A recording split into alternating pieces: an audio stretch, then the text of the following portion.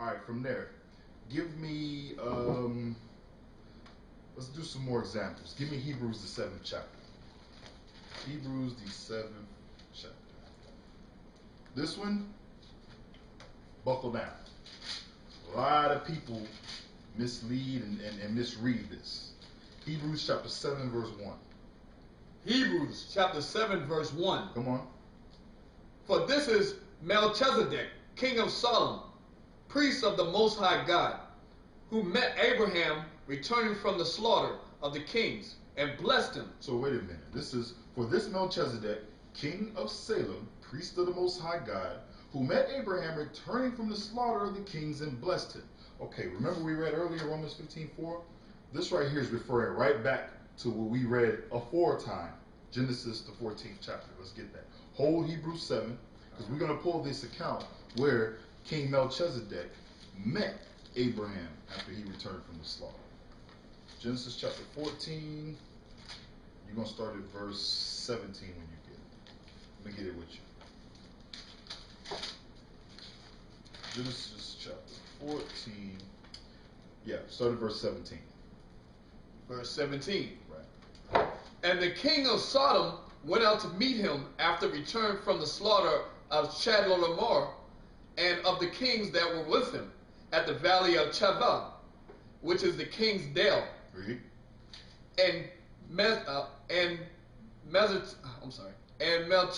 king of Salem, brought forth bread and wine. So, and Melchizedek, king of Salem, brought forth bread and wine. Here comes King Melchizedek with bread and wine. Read on. And he was the priest of the Most High God. He was the priest of the Most High God. Come on.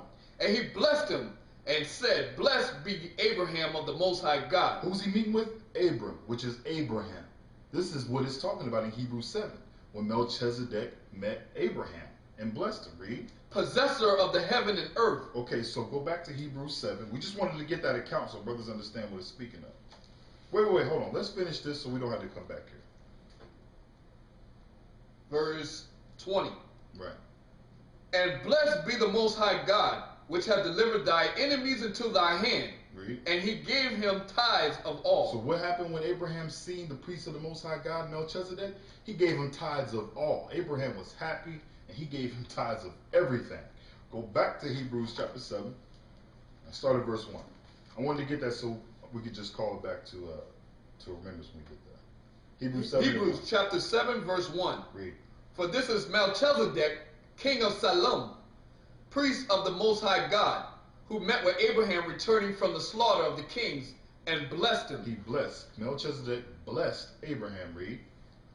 To whom also Abraham gave a tenth part of all, first being by interpretation of king of righteousness, Read. and after that also king of Salem, which is king of peace. King of Salem, Salam, Shalom, meaning what? Peace. So it's telling you, to whom also Abraham gave a tenth part of all. We read when Abraham seen the high priest of the Most High, what did he do? He gave him tithes of all. It says, and to whom also Abraham gave a tenth part of all, first being interpretation, king of righteousness, and after that also king of Salem, which is king of peace. Read. Verse 3. Come on. Without father, without mother. That was going into the history of Melchizedek. Because if you pay attention, get your concordance, try to find it, look it up. You don't read anything on Melchizedek prior to this. You're going to read something, I believe, what is that, Psalms or Proverbs about Melchizedek, about the order. But that's the only time you see Melchizedek's name pop up.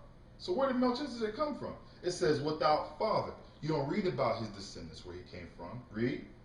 Without father, without mother, without descent. This Melchizedek, king of Salem, just pops up out of nowhere. Read. Having neither beginning of days nor end of life. Who is this talking about? Neither a beginning of days nor end of life. This Melchizedek, his life wasn't recorded, but it says, without father, without mother, without descent, having neither beginning of days nor end of life. Read. But made like unto the Son of God. Unto who? But made like unto the Son of God. Read on. Abideth a priest continually.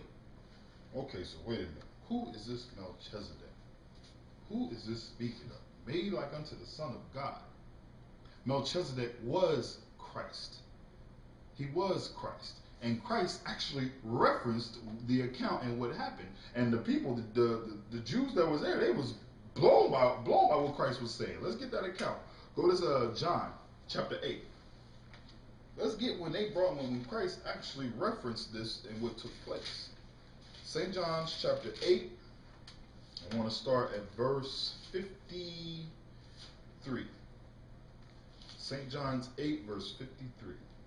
St. John chapter 8, verse 53. Art thou greater than our forefather Abraham? Art thou greater than our father Abraham? So right now, what you got to understand is Christ right now is talking to these Pharisees or Sadducees, I believe, and he's telling them that basically, y'all wouldn't like me. When you read this chapter above, go to verse 39. He's like, y'all ain't like your father Abraham. If y'all was like your father Abraham, you wouldn't be trying to kill me right now. Let's get that. Go to, I believe it's 39. Yeah, read verse 39 in this chapter. St. John chapter 8, verse 39. Read. They answered and said unto him, Abraham is our father. Jesus saith unto them. So here they go. They said, Abraham is our father. That's what they're saying to him right now. Read. Jesus said unto them, If we were Abraham's children. If ye were Abraham's children, read. Ye would do the works of Abraham. You would do the works of Abraham. If you were of Abraham, you would do the works of Abraham. Come on. But now you seek to kill me. But now you seek to kill me. Y'all want to put me to death. Come on. A man that hath told you the truth. A man that told you the truth. Read. Which I have heard of God. What Christ heard from God. Come on. This did not Abraham. Wait, what did Abraham not do? Abraham didn't try to kill Christ. But y'all trying to. Y'all want to put Christ to death. Abraham didn't do this. Abraham did not. How do we know Abraham didn't do that? Read. Jump to verse 56. Let's go. Verse 56. Mm-hmm. Your father Abraham rejoiced to see my day. Whoa. Wait a minute. He said, your father Abraham rejoiced to see my day. How did Christ and Abraham meet? Read that verse again. Your forefather Abraham, your father Abraham rejoiced to see my day. Come on. And he saw it and was glad. How did Abraham see Christ? It says Abraham saw it and he was glad. He was happy. Read. Then said the Jews unto him, Thou art not yet 50 years old. They said, you ain't even 50 years old. Read. And hast thou seen Abraham? And you saying you seen Abraham? Come on. Jesus said unto them, Verily, verily, I say unto you, before Abraham was, I am. The person said he was there from Jump Street. Before Abraham was, I am. And he said, back to verse 56, he says, your Abraham father, he rejoiced to see my day. How did he rejoice to see his day? What did Abraham do when he saw King Melchizedek? King of Salem, King of Peace, the King of Peace. What did he do? He gave him tithes of all. That's what Abraham did. And guess what? Abraham didn't try to kill them, try to kill Christ, like they sought to do. Like he said up in verse, what was that, 53? Verse 50. No, it was verse 40. No, yeah, verse 40. 40. Yeah, 40.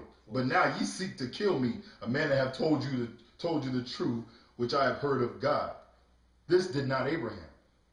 Christ is, you have to understand, that's a very profound statement. He's showing them, and it's going way over their heads. We're trying to show you now how it's coming out in the spirit of Christ. We have to understand this now. We got to be careful, especially understanding regeneration, how we treat one another, how we treat our brothers and sisters, because you never know who's who. You never know. This could be a great man of God I'm sitting next to. This could be King David. Now, let's not get simple and say, this brother, wow, man, your beard is just, man, your hair grows so quick. You Samson, brother? No.